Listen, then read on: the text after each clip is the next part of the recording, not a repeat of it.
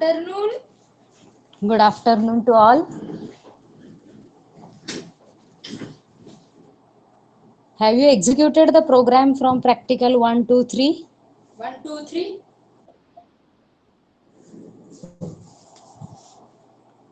Have anyone tried the programs for practical 1, 2, 3?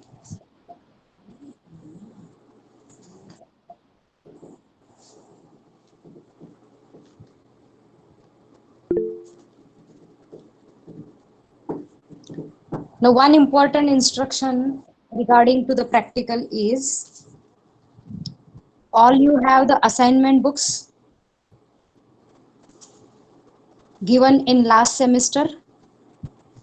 सगळ्यांकडे assignment आहेत. Assignment book हा तर तुम्हाला काय करायचं तर या सेमला तुम्हाला even Xerox copy of manual सुद्धा मिळणार नाहीये. लास्ट सेमला तुम्हाला झेरॉक्स कॉपी मिळाली होती. So you have a soft copy of manual with you.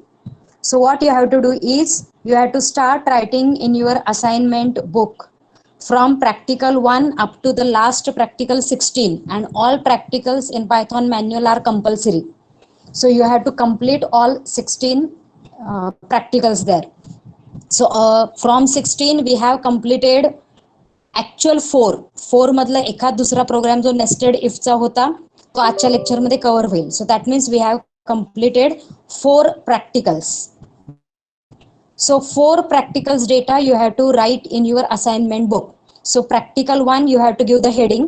After that the practical related questions and program. Now questions are short answers either in 1 line, 2 line. So for example, write all the features of Python. There you have to just list out the names of the feature. The explanation is not expected there. So just list out all the feature one by one there. All theory questions you have to write. Don't go into the shortcuts. So practical related question, first write the answer, then write all the Python program from the experiment. Now all Python programs are containing only 4 line, 5 line code. So again all programs you have to write in your assignment book, not only program 1 or program 4, or there will not be any short list of program. If there is any short list of a program, I will inform you before. So up till practical 4 all programs you should write in your assignment book. So is it clear what you have to complete in this week? So till Saturday you have to complete 4 practicals in the assignment book. You have a separate assignment book for each subject given in last semester. Is it okay with all? Yes, ma'am. So start writing from today. So yesterday we have seen the practical related. Now the in if we have remaining the nested if else and the ELIF statement in Python. So first we will see the nested if else statement. Now nested, that means one if else statement is inserted into another if statement. So that normally we call as a nested, one inside another. So that is normally a nested loop or nested statement we call in a programming language. So simple, the program in your practical number 4, whether the number is positive, negative or 0. So if we sort out the number of conditions in this program statement, we have 3 conditions. If the number is equal to 0, we will say the number is 0. If number is greater than 0, we will say it is positive. And if number is less than 0, we will say it is a negative number. So in this program, we have to mention 3 conditions, and using only if else, we cannot do this. Because if we use if and else, only 2 conditions are given there. For 3 conditions, we have to use the nested concept, nested if else concept. So just see what is done in the program. Num equal to float input enter a number. So just the data type is changed here. Yesterday we have seen integer. So typecasting is now done into a float. So whatever number you will enter from the keyboard will be treated as a float.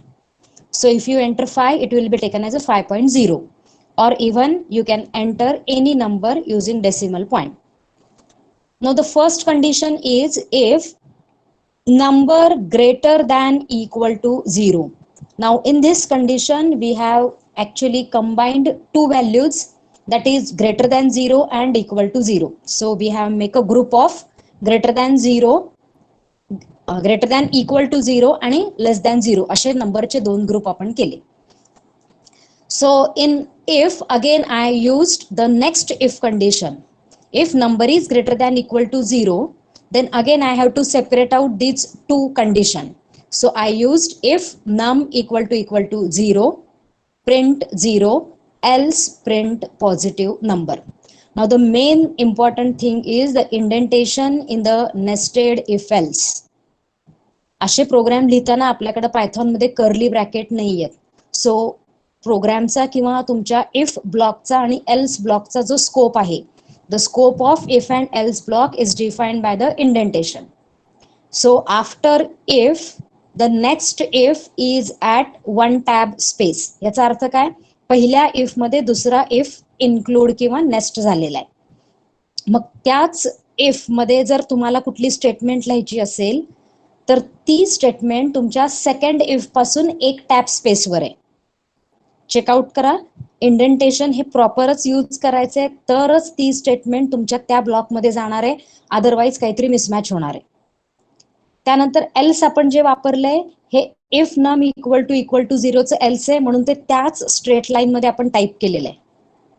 Again we have a colon after if आणि else. म्हणजे नवीन change जो आहे तो म्हणजे you have to type a colon after if condition and after else statement. Now here the if else part is nested in if condition. आता इथं हा इफचा ब्लॉक तुमचा संपलेला आहे. आता पुढचा एल्सचा जो ब्लॉक आहे हा तुमच्या मेन इफचा पार्ट आहे, म्हणून आपण परत काय केलं, वन टॅब स्पेस मागं आलेलं आहे. आपण काय केलं आहे त्याच इंडेंटेशननी कंटिन्यू केलं नाही, तर आपण आलोय बॅक स्पेस आलेलं आहे. आता बरोबर बघा, इफ ज्या कॉलमला आहे म्हणजे पहिला इफ त्याच कॉलमच्या स्ट्रेट लाईन मध्ये आपण एल्स लिहिलेलं आहे, प्रिंट निगेटिव्ह नंबर. म्हणजे तुमचा मेन इफ आहे त्या इफच्या अंडर इफ एल्स आहे आणि परत तुमच्या मेन इफचा एल्स पार्ट आहे. So this is just an example of nested if else.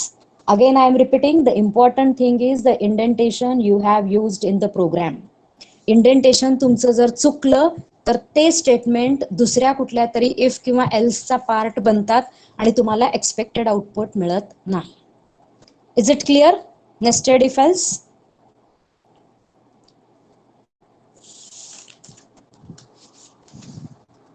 Shall we go further? Okay. Now, writing the nested if else is some quite complicated, or there are the chances to give a wrong indentation. आपण normal C आणि C++ मध्ये पण बघितलं होतं की nested if else लिहायला गेलं तर ब्रॅकेटचा प्रॉब्लेम येऊ शकतो किंवा कुठला एल्स कुठल्या इफचा पार्ट आहे थोडंसं कॉम्प्लिकेटेड होतं.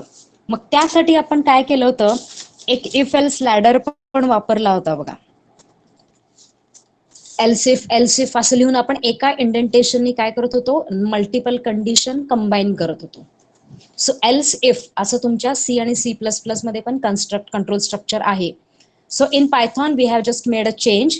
Instead of writing if else, the else if is combined into a short form as ELIF.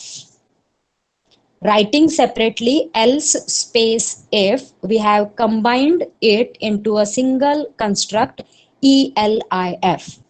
आता हे ELIF स्टेटमेंट यूज करायचं ऍडव्हान्टेज काय आहे, तर नेस्टेड इफ एल्स वापरताना इंडेंटेशन तुम्ही जर बघितलं, it will go into a right side. म्हणजे तुम्ही एका इफ मध्ये दुसरा, दुसऱ्यामध्ये तिसरा, तिसऱ्यामध्ये चौथा चौथा असे जर इफ ऍड करत गेला तर तुमचा प्रोग्राम पूर्ण राईट इंडेंटेशनला जातो.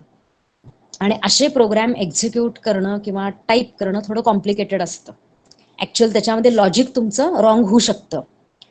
म्हणजे ह्यालाच आपण सी आणि सी प्लस प्लस मध्ये इफ एल्स लॅडर असं नाव दिलं होतं. लॅडर बिकॉज तुमचं जे स्ट्रक्चर तयार होतं राईट इंडेंटेशनमुळं it is like a ladder, शिडीसारखं तुमचं स्ट्रक्चर तयार होतं. मग तो प्रॉब्लेम आपण अवॉइड करायला सी सी प्लस प्लस मध्ये एल्सिफ कन्स्ट्रक्ट वापरला होता. आणि पायथॉन फक्त काय करतो, instead of elsif it gives ELIF. It is same as elsif in C और C plus plus. The difference is only that the spelling is combined and written as ELIF. Okay, now we will see just the syntax. Syntax is very easy. If condition colon, then one indentation, one tap space, body of if. Then if I have to give a second condition, I will come into the straight line of if. तुम्हाला extra indentation घ्यायची गरज नाहीये. इफच्या straight line मध्ये येऊन तुम्ही काय केलंय, ELIF. That means else if give the second condition colon, again give the statement for second condition. Now ELIF, that is else if, can be repeated any number of times. तुमच्या जेवढ्या condition असतील तेवढ्या वेळा तुम्ही ELIF हे construct repeat करू शकता. आणि लास्टला येतं ते एल्स बॉडी ऑफ एल्स. किंवा आपण एक दुसरं एक्झाम्पल बघू. मोर दॅन आपल्याला 2-3 कंडिशन जर द्यायच्या असतील तर check out if condition 1 colon. So this is first condition. After that one tab indentation we give statement 1. आता मला परत सेकंड कंडिशन द्यायची असेल तर चेकआउट करा. इफच्याच कॉलमला तुम्ही काय टाईप केलंय, ELIF, then space condition 2 colon. In that write all the statement. एक स्टेटमेंट असेल, 4 स्टेटमेंट असतील, सगळ्या स्टेटमेंट तुमच्या येणार. परत तिसरी कंडिशन आली की काय केलंय आपण, परत 1 टॅब बॅक गेलोय, ELIF condition 3 colon statement 3. Again ELIF condition 4 statement 4. म्हणजे आपण इथं किती कंडिशन मेन्शन केल्यात, 4 कंडिशन मेन्शन केल्या. आणि या 4ही कंडिशन जर फॉल्स झाल्या तर आपला क्लॉज कुठला असतो, else. So I have written else colon statement 5. म्हणजे इन टोटल तुमच्या प्रोग्रामला 5 डिफरंट अल्टरनेटिव्ह आले आउटपुटचे. कुठले 5 डिफरंट, जर कंडिशन 1 ट्रू असेल तर स्टेटमेंट 1 मिळेल. कंडिशन ट्रू असेल तर स्टेटमेंट 2 एक्झिक्यूट होईल. If condition 3 is true, statement 3 is executed. Condition 4 true, statement 4 will be executed. And if all 4 conditions are false, statement 5 is executed. So see that we have 5 alternative paths in the program of ELIF structure, but only one is executed at a time. तुम्हाला 5 different alternatives या ELIFच्या structure मध्ये दिसत आहेत या syntax मध्ये. म्हणून 5च्या 5 execute होत नाहीत किंवा 5 पैकी 2 वगैरे नाही. Only a single alternative will be executed. म्हणजे तुम्ही जेवढे पाहिजे तेवढे कंडिशन देऊ शकता, जेवढे पाहिजे तेवढे पाथ जरी डिफाईन केले तरी आपला फक्त या डिसिजन मेकिंग स्टेटमेंट मध्ये, डिसिजन मेकिंग कंट्रोल स्ट्रक्चर मध्ये एकच वे किंवा एकच अल्टरनेटिव्ह एक्झिक्यूट होणार आहे. So we can include any number of condition.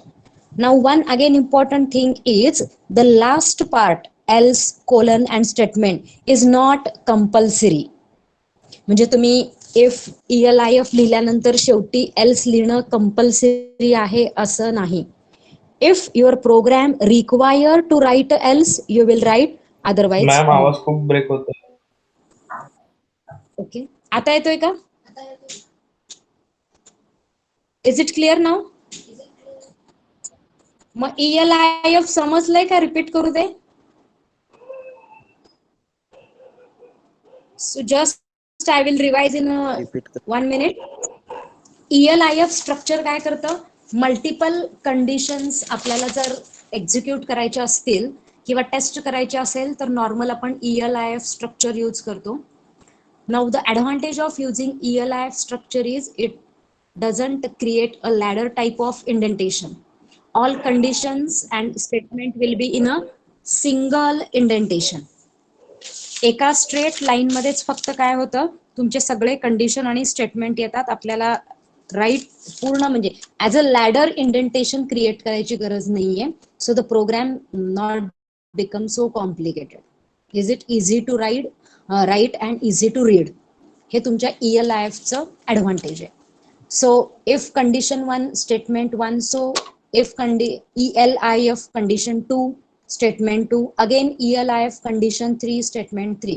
That means you can combine any number of instructions together. And the last part is else. That means if all conditions are false, the last else part is executed. Now again, the else part is not compulsory. Else part तुम्ही लिहायला पाहिजे हे compulsion नाहीये. तुम्ही फक्त if आणि ELIF मधल्या condition आणि स्टेटमेंट लिहिल्या तरी सफिशियंट आहे. Is it clear the syntax? Yes ma'am. आता आपण काय करू, सेम तुमचा पॉझिटिव्ह निगेटिव्हचा जो प्रोग्राम होता तोच आपण काय करू, ELIF ने लिहूयात. तर त्याच्यामध्ये तुम्ही चेकआउट करा की इंडेंटेशनचा यूज हा कमी केलेला आहे. So what you have to do is, now first condition तुमची काय आहे, number greater than 0 colon. Answer काय येणार, if number greater than 0 we will print positive number. Okay, आता काय केलं मी, ELIF लिहिलं, सेकंड कंडिशन लिहिली. सेकंड कंडिशन काय, नंबर ग्रेटर दॅन 0 नसेल तर नंबर इक्वल टू 0 पण असू शकेल. सो सेकंड कंडिशन काय, ELIF number equal to 0 colon, and output is print 0. Now if both the condition are false, that means the number is negative. So I can write else print negative number. म्हणजे वरचाच programme आपण वेगळ्या ELIFच्या लॉजिकनी जर लिहिला तर indentation तुमचं कमी वापरलं गेलंय किंवा लॅडर तुमचा कमी क्रिएट होतो आणि प्रोग्राम सिंपल होतो. आता एक सांगा मला, या प्रोग्राम मधून मला एल्स पार्ट रिमूव्ह करायचा असेल तर काय चेंज करावं लागेल? If I have to remove the else part but still I want output of negative number. प्रोग्रामचं आउटपुट मला चेंज करायचं नाहीये, फक्त कोडिंग मध्ये मला जर एल्स पार्ट रिमूव्ह करायचा असेल तर काय चेंज करावं लागेल? Just a single line change you have to do in a program. अरे किती वाजता लेक्चर चालू होतं आणि किती वाजेपर्यंत आपण लॉग इन व्हायचं?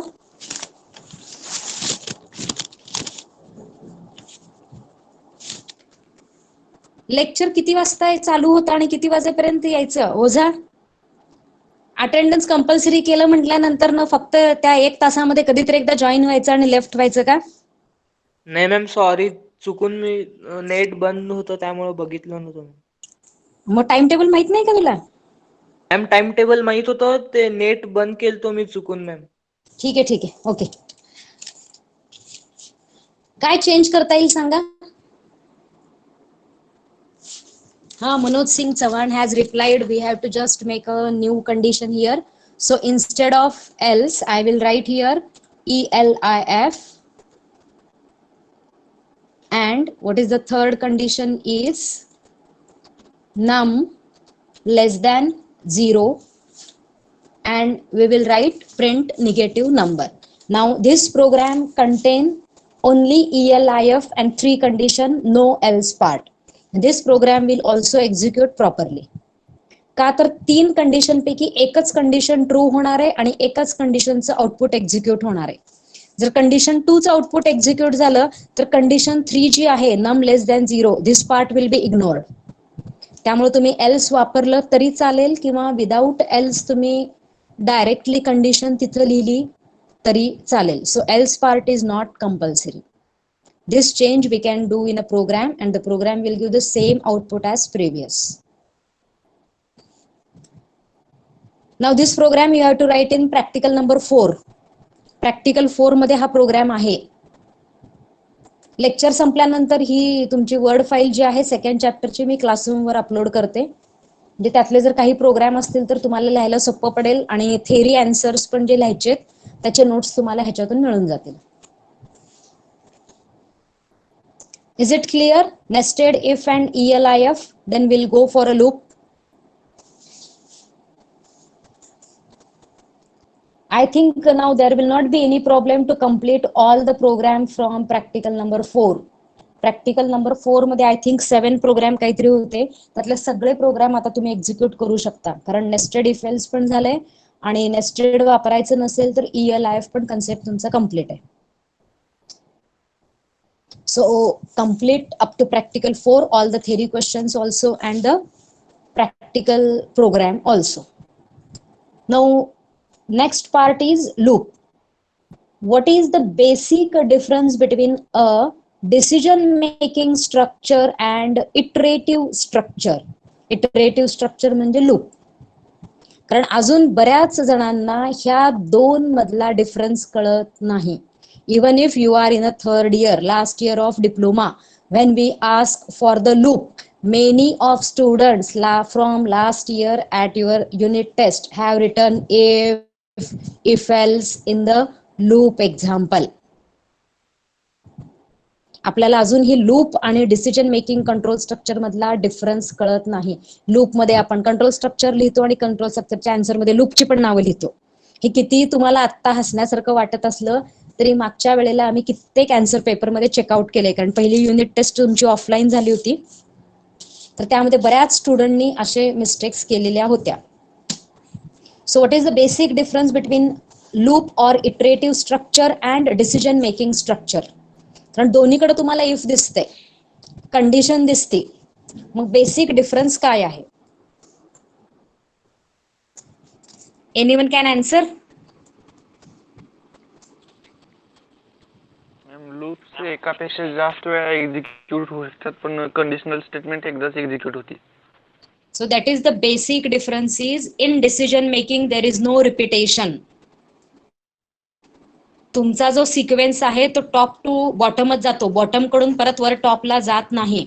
So in decision making there is no repetition of a code or of a block. तिथं कंडिशन चेक होती, ट्रू किंवा फॉल्स यामधल्या स्टेटमेंट एकदाच एक्झिक्यूट होतात. But in loop a specific group of statement, or we say that as a loop block or loop body, these number of statements are repeated more than once until the condition is true. That is the loop. So repetition किंवा number of times एखादा block एखादा statement execute होणे म्हणजे loop आहे, आणि फक्त condition check करून एकदाच जे एक्झिक्यूट होतं that is decision making structure or decision making control structure. Okay, now if we see a flow chart, आपण असाच फ्लो चार्ट ह्याच्यामध्ये पण बघितला होता इफ एल्स मध्ये, पण तिथं जे तुमचा कंट्रोल फ्लो आहे तो परत बॉटम पासून टॉपला गेलेला नव्हता. आता मेन लूप मध्ये काय होतं, तुम्ही परत एक सायकल क्रिएट करता, ॲरोचं एक सायकल क्रिएट करता, सो दॅट परत तुम्ही बॉटमला जरी आला तरी आपण परत एक अपवर्ड ॲरो क्रिएट करतो, and thus we create a cycle in the flow chart. Now check out condition. Diamond मध्ये तुम्हाला कंडिशन दिसतीये. आता कंडिशन असेल तर त्याला दोन पाथ असणार आहेत, एक ट्रू आणि एक फॉल्स. फॉल्स आला तर काहीच प्रॉब्लेम नाही, it will go in to the next statement. जर कंडिशन ट्रू आली तर आपण काय करतो, तुमचा जो ब्लॉक ऑफ स्टेटमेंट आहे किंवा कंडिशनचा कोड आहे तो कोड एक्झिक्यूट करतो. After executing that block of code again we come to the condition. Again we check whether the condition is true. Again, if we found the condition is true, again we go to the conditional code, execute, again we come to the condition. This cycle continue and continue. Now this cycle will be continued till the condition is true. जोपर्यंत तुम्ही mention केलेली condition true आहे तोपर्यंत हे cycle जे आहे हे execute होईल, किंवा त्या नंबर ऑफ स्टेटमेंट तुमच्या ज्या आहेत लूप मधल्या बॉडी मधल्या त्या एक्झिक्यूट होतात. And at a moment when condition become false, you will come out of that repetition. Normally we say we come out from the loop. ज्या वेळेला कंडिशन फॉल्स होते त्यावेळेला आपण त्या लूप मधून बाहेर येतो किंवा त्या रिपिटेशन मधून बाहेर पडतो. So this is the flow chart for loop. Now this flow chart is applicable to any type of loop. हा flow chart कुठल्या स्पेसिफिक लूप साठी नाहीये. It is applicable to while loop, for loop, nested loop, any type of loop and in any language. It is not specific to Python. This same can be applicable to C, C++, Java. So normally algorithms and flowcharts are independent of programming language. आपण जे algorithm आणि flowchart तयार करतो हे कुठल्याही programming लँग्वेजवर dependent नसतात. So specific we have a separate subject in computer science, algorithm and design. Specifically computer science या ब्रांचमध्ये तुम्हाला अप टू BEME हा सब्जेक्ट परत एकदा होईल. कम्प्युटर अल्गोरिदम्स हा एक सेपरेट सब्जेक्ट तयार केलेला आहे. का तर हे अल्गोरिदम्स आपण एकदा प्रिपेअर केले तर कुठल्याही प्रोग्रामिंग लँग्वेजमध्ये ट्रान्सलेट करू शकतो. So that algorithms and flowchart both are independent of programming language. Now what are the loops? Type of loops. So we have 3 types of loop in Python: while loop, for loop, nested loop. आता nested loopला पण आपण एक separate loop तयार केलेला आहे, separate type म्हणून define केलेलं आहे. So first is while loop. It repeat a statement of group. It repeat a particular statement or group of statements while a given condition is true. जोपर्यंत दिलेली condition true आहे तोपर्यंत आपण एखादं statement किंवा ग्रुप ऑफ स्टेटमेंट काय करतो. It test the condition before executing the loop body. हे स्टेटमेंट महत्वाचं आहे. तुम्हाला लूपची बॉडी एक्झिक्यूट करायच्या आधी कंडिशन टेस्ट करावी लागेल. जर कंडिशन ट्रू असेल तरच तुम्ही तुमच्या लूपच्या बॉडीत एंटर करता, otherwise not. Now my question is, if the condition is false at the very first step, what will be the output? प्रोग्रामच्या किंवा लूपच्या स्टेप 1 इटरेशन 1 लाच जर कंडिशन फॉल्स असेल तर तुमच्या लूपचं आउटपुट काय असेल? लूप जास्त असतील त्या एक्झिक्यूट होऊन ते तेवढंच आउटपुट येणार आपल्याला. करेक्ट. सो लूप मधली एकही स्टेटमेंट एक्झिक्यूट होणार नाही कारण कंडिशन पहिल्याच स्टेटमेंटला फॉल्स आहे. लूप इग्नोर होईल आणि लूप संपल्यानंतर जे स्टेटमेंट असतील ते स्टेटमेंट एक्झिक्यूट होतील. म्हणजे लूप हे कमीत कमी एक वेळा तर एक्झिक्यूट व्हायची कंडिशन कंपल्शन नाहीये. त्यासाठी तुम्ही जर कंडिशन प्रॉपरली मेन्शन केली तरच लूप एक्झिक्यूट होईल, otherwise not. Now second is for loop. It execute a sequence of आणि त्या फॉर लूपच्या त्या काउंटर व्हेरिएबल वर लूप किती वेळा एक्झिक्यूट होणार किंवा स्टॉप होणार हे डिसाइड होते. Now again the very basic question: at which programming situation while should be used and at which situation for should be used? असे कुठले प्रोग्रामिंग प्रॉब्लेम्स आहेत की व्हाईलनेच तो प्रॉब्लेम सॉल्व्ह होऊ शकतो आणि असे कुठले की जिथं वापरणं सोपं आहे.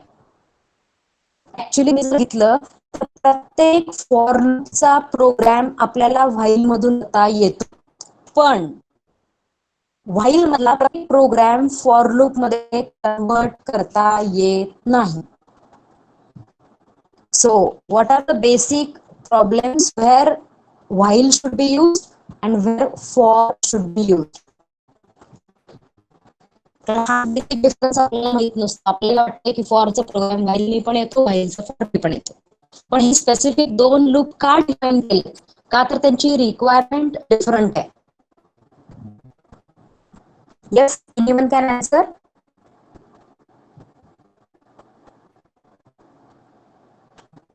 दोन वर्ड आहेत, दोन कीवर्ड आहेत म्हणून दोन तयार केले. सी मध्ये होते दोन, C++ मध्ये होते म्हणून इथं पण घेतले.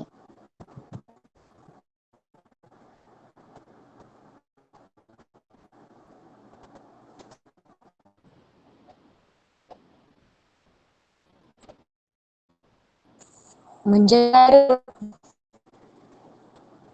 हा प्रत्येक जेव्हा आणि काय म्हणतात तू दोन वेगळे फक्त शब्द वापरले ना, जेव्हा आणि जोपर्यंत.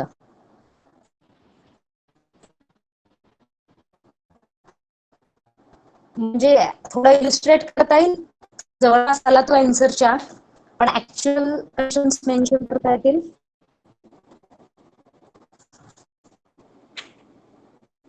अजून थोडं इलिस्ट्रेट करता येईल का कंडिशनला?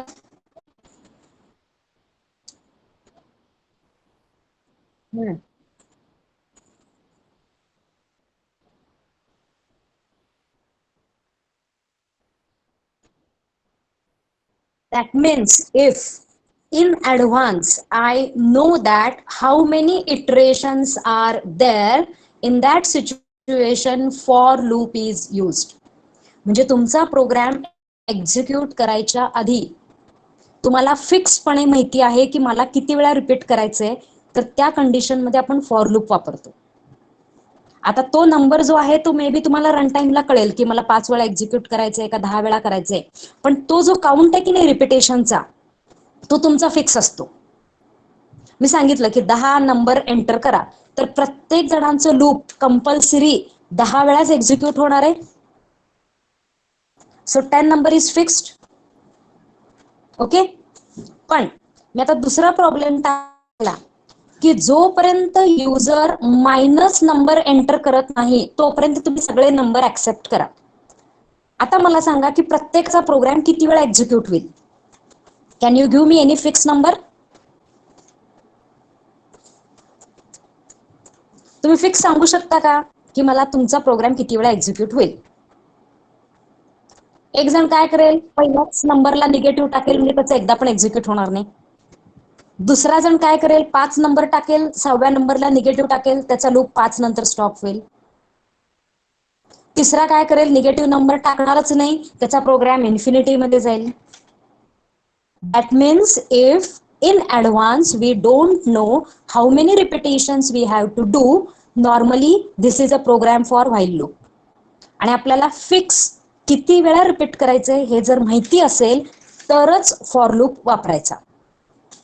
नॉर्मली आपल्याला एवढं कळतं की आपण असं म्हणतो की फॉरचा प्रोग्राम व्हाईल मध्ये येतो, व्हाईलचा for.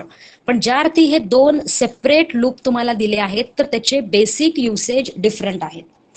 When we know fix quantity की किती वेळा इटरेट करायचे हे माहिती असेल तर फॉर लूप वापरा. आणि एखादी कंडिशन आहे, एखादी टाइम रिलेटेड कंडिशन आहे, जोपर्यंत युजर मायनस एंटर करत नाही, अंटिल युजर एंटर नो, असे जे कंडिशन्स आहेत हे तुमचे व्हाईल लूपला जातात. आणि 4 वेळा करा, 5 वेळा करा, 100 वेळा करा, 1000 टाइम्स करा, असं फिक्स जेव्हा असतं त्यावेळेला फॉर लूप वापरायचा. Is it clear now the basic difference? And the third is nested loop. That means we can use while inside while or we can use for inside for. ह्याला आपण म्हणतो nested loop.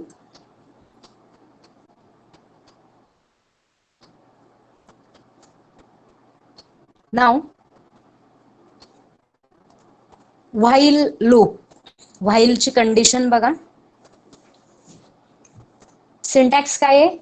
Keyword while, condition colon, then 1 tab indentation, body of while.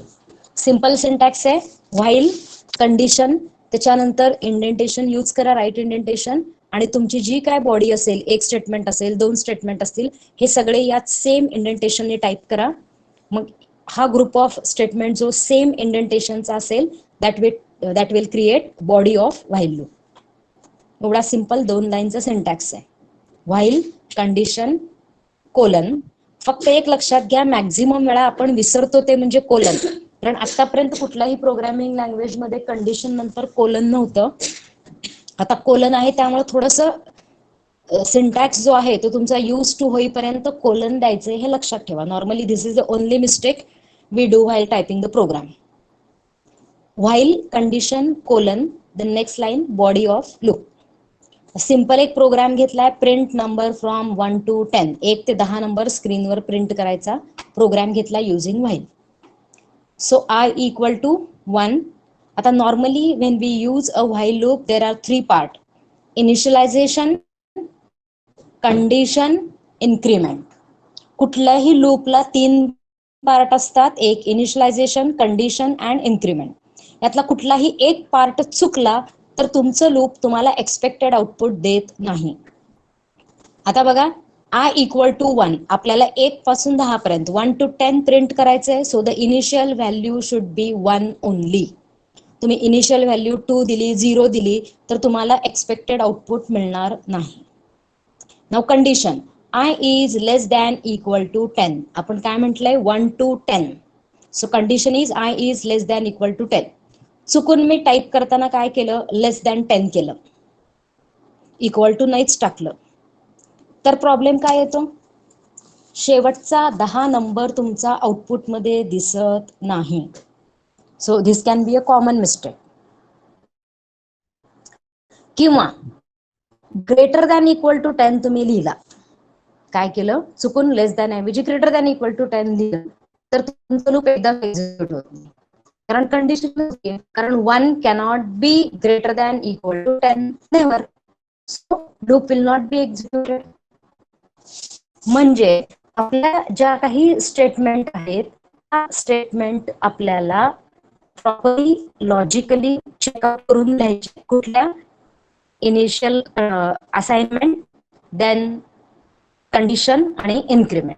आता स्क्रीनवर जो तुम्हाला programme दिसतोय तो जर मी आहे तसा एक्झिक्यूट केला तर काय प्रॉब्लेम येईल किंवा प्रॉब्लेम येणार पण नाही. काय आउटपुट स्क्रीनवर आता सध्या करंटली तुम्हाला जो प्रोग्राम दिसतोय, I equal to 1 while I less than 10 colon print I, next line I equal to I plus 1. आपल्याकडे प्लस प्लस ऑपरेटर नाही या पायथॉन मध्ये, त्यामुळे CPP सारखं I प्लस प्लस लिहायला जाऊ नका. You have to compulsory write I equal to I plus 1. आता स्क्रीनवर जो प्रोग्राम तुम्हाला दिसतोय त्या प्रोग्राम मध्ये जेव्हा आपण एक्झिक्यूट करू काय प्रॉब्लेम येईल, कोणाला गेस करता येईल, किंवा टाईप करताना माझं काय चुकलंय. इन्फिनिटी लूप मध्ये जाईल. The program will enter into infinity loop. बरोबर आहे का, तर I ची इनिशियल व्हॅल्यू 1 आहे आणि लूप मध्ये गेल्यानंतर I ची व्हॅल्यू आपण चेंजच केली नाहीये.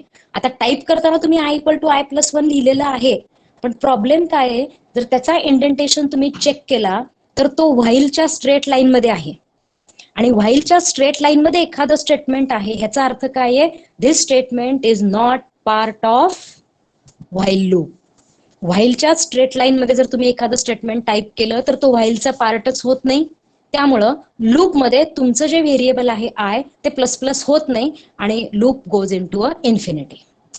आता काय होईल, if I give again indentation, म्हणजे बरोबर प्रिंटच्या खाली जर मी I ला घेतलं तर काय झालं, आता 2 स्टेटमेंट व्हाईल मध्ये आले, एक तर प्रिंट आणि I equal to I plus 1.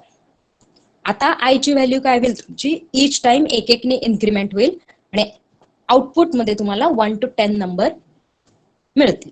Now this is a proper programme.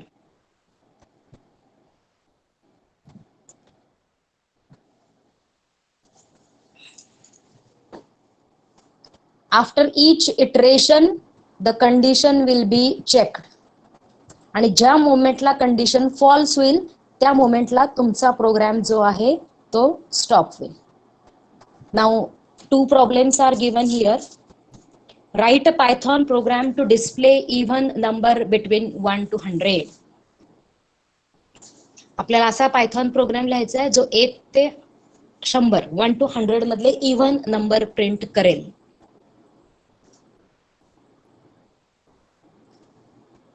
So you just tell me the statement, I will type here. काय असेल पहिली स्टेटमेंट, ओके I व्हेरिएबल घेतलं, त्याला व्हॅल्यू किती असाइन केली, 1. पुढे काय करणार, are smaller than 100. Okay directly का, त्याला हे नाहीये, व्हाईल मध्ये आय हा स्मॉलर दॅन.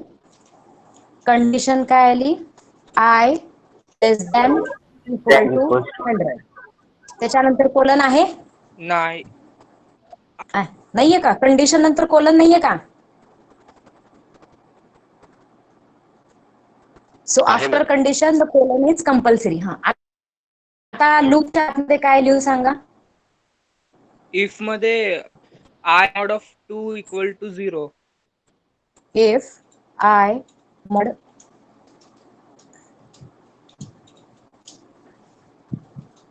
हे वर्ड त्याच्यामुळे इथं ते हेच व्हायला I mod 2 equal to 0 again colon.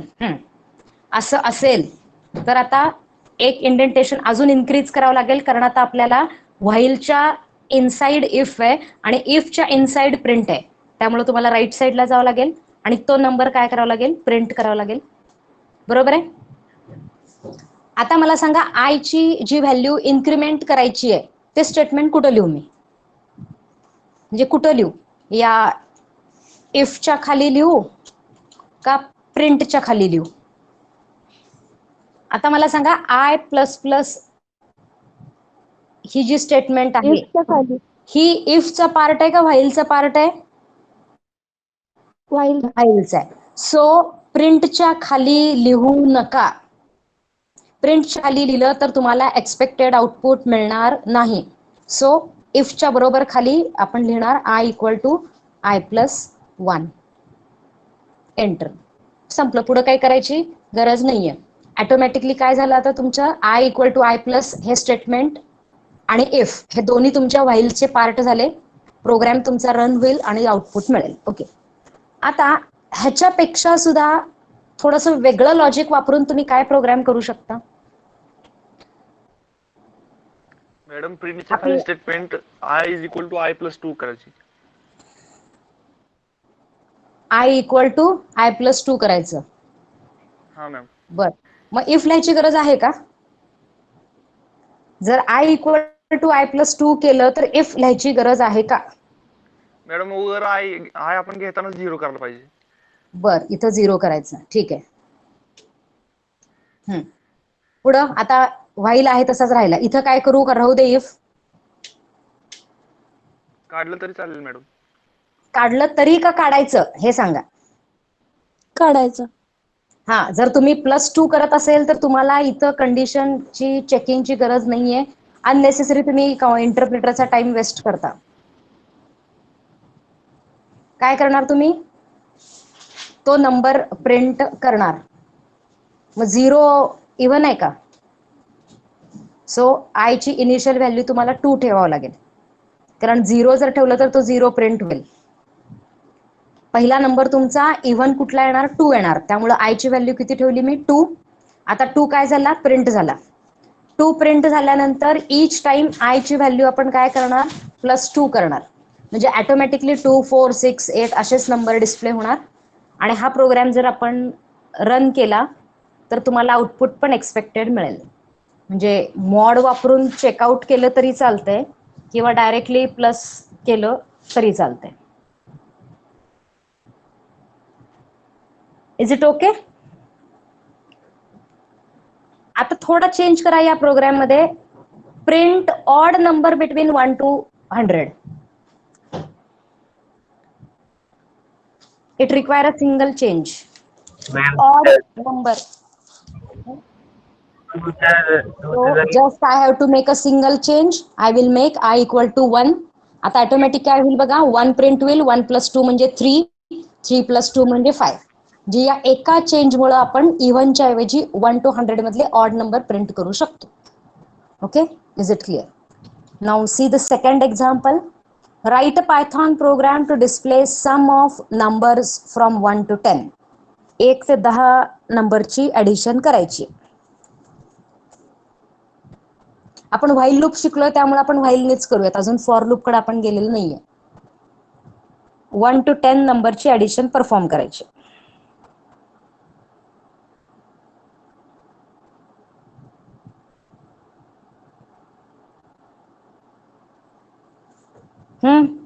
सांगा किती व्हेरिएबल लागतील? नंबर साठी एक व्हेरिएबल लागेल, समेशन साठी एक व्हेरिएबल लागेल. नंबर कुठून घ्यायचा आहे? 1 पासनं. सो n इक्वल टू 1 आलं. बरं, ऍडिशन कशात सेव्ह करणार? सम इक्वल टू, आता सम इक्वल टू 0 लिहायचं का 1 लिहायचं सांगा? 0. ज्या वेळेला आपण so whenever we perform a summation of series of a number, always the summation is initialised to 0. Sum equal to 0 झालं. पुढं व्हाईल काय कंडिशन असणार आहे? n is less than equal to 10, कारण आपल्याला 10 पर्यंत जायचंय. Colon n is less than equal to 10.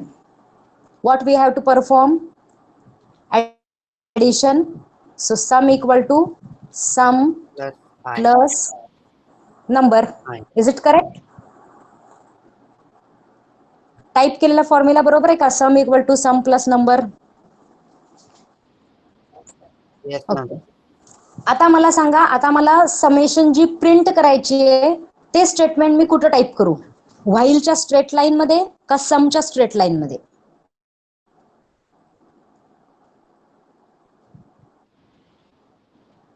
इथं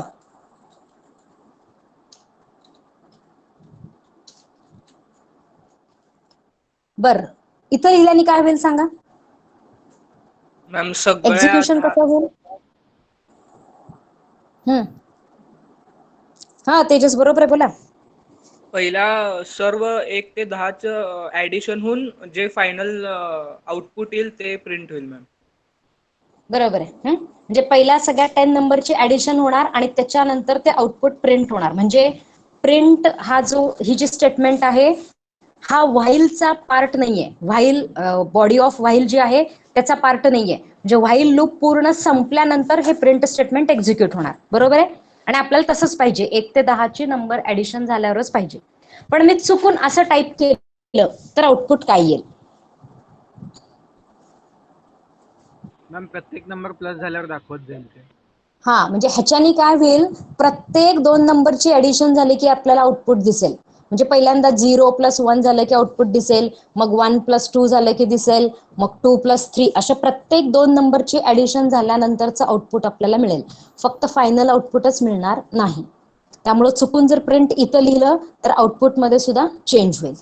but the correct way is to write print in this statement. या ठिकाणीच तुम्ही प्रिंट लिहिल्यानंतर तुमचं आउटपुट करेक्ट मिळेल. फॅक्टोरियल सांगता येईल? हाच प्रोग्राम मला फॅक्टोरियल मध्ये जर ट्रान्सलेट करायचा असेल तर काय चेंजेस करावे लागतील? Factorial of a number. Factorial आठवते का काय आहे? मॅडम 3 ते चं 5 फॅक्टोरियल. इंटू नाही मॅम. हा 3 इंटू 2 इंटू 1. हा बरोबर आहे ऋषभ. म्हणजेच काय? तो जो नंबर आहे तिथनं आपण बॅक कुठपर्यंत येतो? 1 पर्यंत येतो. म्हणजे थोडक्यात काय, 1 पासून नंबर कडे जातो ना.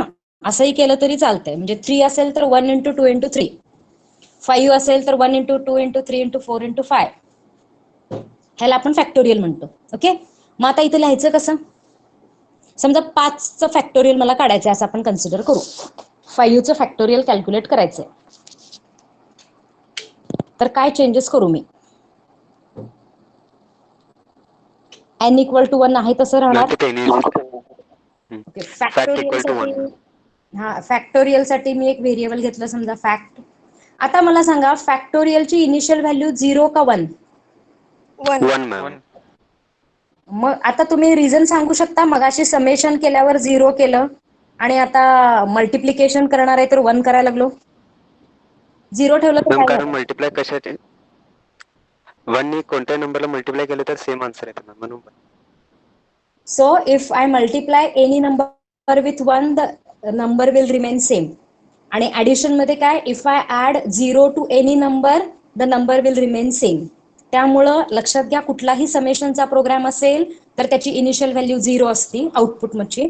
आणि कुठलंही मल्टिप्लिकेशन जर आपल्याला करायचं असेल तर त्या मल्टिप्लिकेशनची इनिशियल व्हॅल्यू 1 ठेवायची. आता बघा, 5चं फॅक्टोरियल काढायचंय म्हणून मी काय करते? n < 5 करते. ओके, फॉर्म्युला काय? Fact equal to fact into N. Factorial equal to fact fact into I. Into N. N. ठीक आहे, एन. हा, म्हणजे हे लूप मध्ये तुमचं कॅल्क्युलेट होईल फॅक्टोरियल. Sorry, spelling mistake.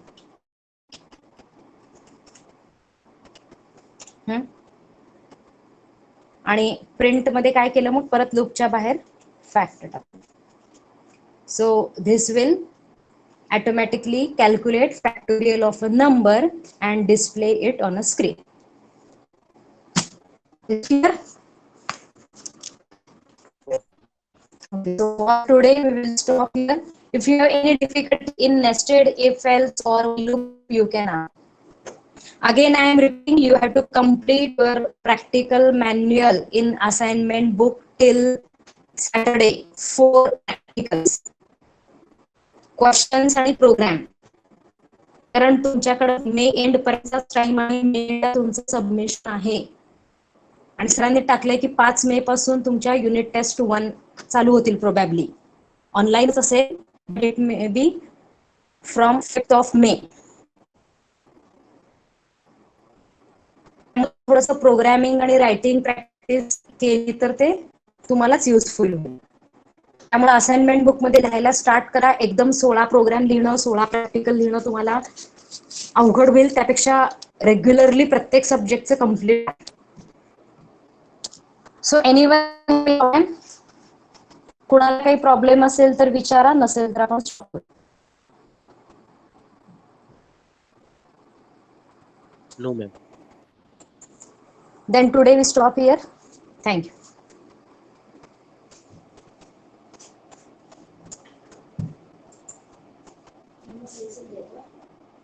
काय रे बेटा?